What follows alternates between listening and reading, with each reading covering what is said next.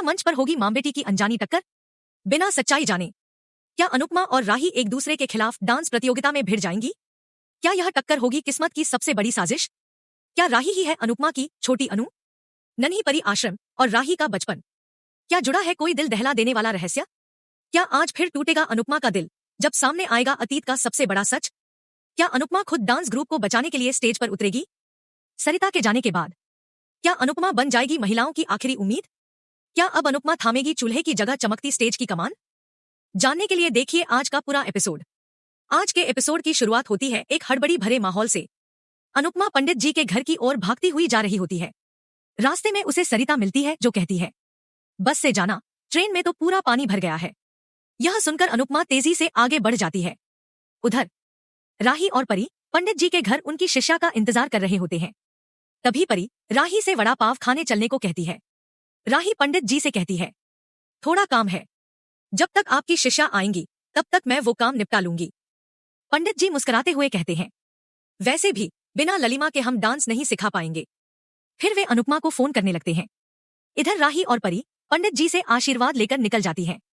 रास्ते में परी कहती है, मुंबई कमाल की जगह है, लेकिन मुझे ये जगह पसंद नहीं आ रही। राही मुस्कुराते हुए कहती है, मुझे पता है क्यों, क्योंकि यहाँ तुम अनुपमा माँ से मिली थी।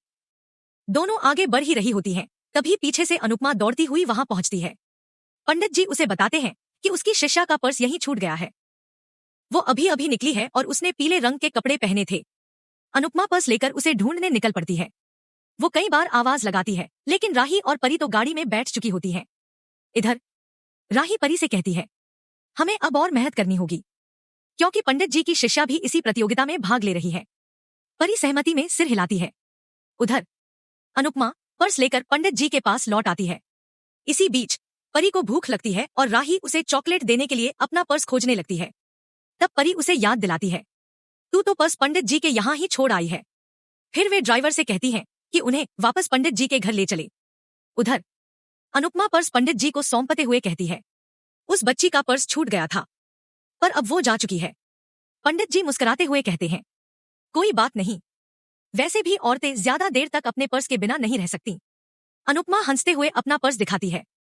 फिर पंडित जी कहते हैं, तुम इसे यहीं रख दो। अनुपमा अफसोस के साथ कहती है, मुझे आज ही देर होनी थी। बेचारी बच्ची बिना कुछ खाए चली गई। पंडित जी हंसते हुए कहते हैं, हो सकता है पर्स लेने आए तो तुम्हारा खाना भी खा जाए। उधर राही और परी पर्स लेने के लिए वापस पंडित जी के घर लौट रही होती हैं। इधर अनुपमा पंडित जी से पूछती है, आपने सुबह की दवाई ली? पंडित जी कान पकड़ते हुए कहते हैं, अरे भूल गया। अनुपमा दवाई लेने चली जाती है। उधर राही और परी वहां पहुंचती हैं। पंडित जी की दवाई की बोतल गिरकर टूट जाती है। वो उसका टुकड़ा उठा रहे होते हैं। राही को पर्स सौंपते हुए पंडित जी कहते हैं, थोड़ी देर पहले ही ललिमा यहाँ थी, वो दवाई लेने गई है। राही उदासी से कहती है, लगता है हमारी किस्मत में मिलना लिखा ही नहीं। जब मैं यहाँ होती हूँ वो नहीं होती, और जब वो होती है मैं नहीं होती। पंडित जी मुस्कुराते हुए कहते हैं, हो सकता है तुम दोनों का मिलना किसी खास अंदाज में लिखा हो। दोनों पंडित जी से आशीर्वाद लेकर वहां से चली जाती हैं। फिर अनुपमा दवाई लेकर लौटती है और पंडित जी को देती है। पंडित जी मुस्कुराते हुए कहते हैं, मेरी शिष्या आई थी, लेकिन अब जा चुकी है। लगता है तुम दोनों का मिलना तभी होगा जब वक्त आएगा। दूसरी ओर पराग कोठारी अपने भाई प्रेम और गौतम के साथ बिजनेस मीटिंग कर रहा होता है। पराग गंभीर लहजे में कहता है, बिजनेस पार्टनरशिप का मतलब ये नहीं होता कि आंख बंद करके अपने पार्टनर पर भरोसा कर लिया जाए या उसकी हर बात मानी जाए। ये हमारा पहला कंस्ट्रक्शन प्रोजेक्ट है, इसलिए मैं चाहता हूं कि हम इसकी हर शुरुआत में पूरी तरह शामिल रहें। और याद रखना, बेईमानी से होने वाला फायदा आखिर में बड़ा नुकसान देता है। गौतम सहमति जताते हुए कहता है, हमें मुंबई वाले प्रोजेक्ट में जितनी जल्दी हो सके शामिल होना चाहिए। पराग भी उसकी बात का समर्थन करता है और प्रेम को भी मुंबई जाने को कहता है। गौतम भी सहमति में सिर हिलाता है, लेकिन पराग प्रेम को खोया खोया देखता है और उससे पूछता है, क्या हुआ, तू इतना परेशान क्यों लग रहा है? प्रेम धीमी आवाज में कहता है, राही की चिंता मत कर, वो खुद को संभाल लेगी। लेकिन मन ही मन प्रेम सोच रहा होता है, मम्मी भी मुंबई में है, राही भी वहीं गई है, और अब मुझे भी वहीं जाना है। पता नहीं क्यों ऐसा लग रहा है जैसे वहां कुछ होने वाला है। दूसरी ओर अनुपमा गुरुजी को खाना देती है और अपनी गैर मौजूदगी पर खेद जताती है कि जब उनकी शिष्या वहां आई वो वहां नहीं थी। गुरुजी कहते हैं, उस बच्ची का नाम सुनकर मुझे एक अनाथ आश्रम की याद आ गई। नन्ही परी अनाथ आश्रम। वहां से कई बार विनती आई है कि मैं जाकर बच्चों को नृत्य सिखाऊं। ये नाम सुनकर अनुपमा भावुक हो जाती है। उसकी आंखों में अतीत के पल तैरने लगते हैं, अनुज और छोटी अनु के साथ बिताया हुआ समय। गुरुजी कहते हैं, तुम्हें भी साथ चलना पड़ेगा अनुपमा। मैं इस हालत में अकेले नहीं सिखा पाऊंगा। उन्होंने बहुत गुजारिश की है, मना करना मुश्किल था। अनुपमा नम आंखों से सिर हिलाती है और मन ही मन सोचती है, उस आश्रम में जाकर लगेगा जैसे मैं फिर से छोटी अनु के पास पहुंच गई हूं। दूसरी ओर अनुपमा जब अपने घर पहुंचती है तो चौल की महिलाएं गुस्से में उसका इंतजार कर रही होती हैं। अनुपमा हैरानी से पूछती है, क्या हुआ दीदी लोग? तभी सरिता गुस्से में कहती है, हमें तो लगा तू सीधी सादी है, लेकिन तू तो बहुत चालाक निकली रे। अनुपमा चौंक जाती है। जसप्रीत और अनीता भी उस पर आरोप लगाने लगती हैं। सरिता भड़कते हुए कहती है, मेरे मर्द की धुलाई की है तूने? तेरी हिम्मत कैसे हुई मेरे मर्द को हाथ लगाने की? अनुपमा गुस्सा पीते हुए जवाब देती है, ताई, वो आपको मार रहा था, मैं देख नहीं पाई, इसलिए बीच में आई। सरिता और भड़क जाती है, तेरा क्या था? वो मेरा मर्द था, हमारे बीच तू क्यों आई? इस पर जसप्रीत आगे बढ़ती है और कहती है, क्या औरत है रे तू, सरिता? पहले तो सारा दिन रोती थी, अब जब अनुपमा ने तेरे उस शराबी मर्द को सीधा किया तो तू उसी के खिलाफ बोल रही है? सरिता चिल्लाकर कहती है, वो मेरा पति है। पति? पर होता है। जसप्रीत तंज कसते हुए जवाब देती है, हाँ हाँ, बहुत अच्छे पर हैं जो तुझे पीटते हैं, जलील करते हैं, और तू फिर भी उनकी रक्षा में लगी है। भव्या वातावरण में भारती भी समर्थन करती है। अनुपमा ने कुछ गलत नहीं किया, उसने वही किया जो सही था। बाकी औरतें भी अनुपमा के पक्ष में बोलने लगती हैं। सरिता फिर भी नहीं मानती। जिस पति की लंबी उम्र के लिए मैं व्रत रखती हूं, उसे तूने डंडे से पीटा, वो भी कुत्ते की तरह। इस पर जसप्रीत उबल पड़ती है, बस कर सरिता, चुप हो जा, शर्म आनी चाहिए तुझे। जसप्रीत सरिता से गुस्से में कहती है, तेरी जैसी औरतों की वजह से ही ये मर्द सर पर चढ़कर नाचते हैं। भगवान बना दिया है उन्हें। अब बंद कर ये देवता देवता का जाप और अपने आप को उनके पांव की जूती समझना भी छोड़ दो।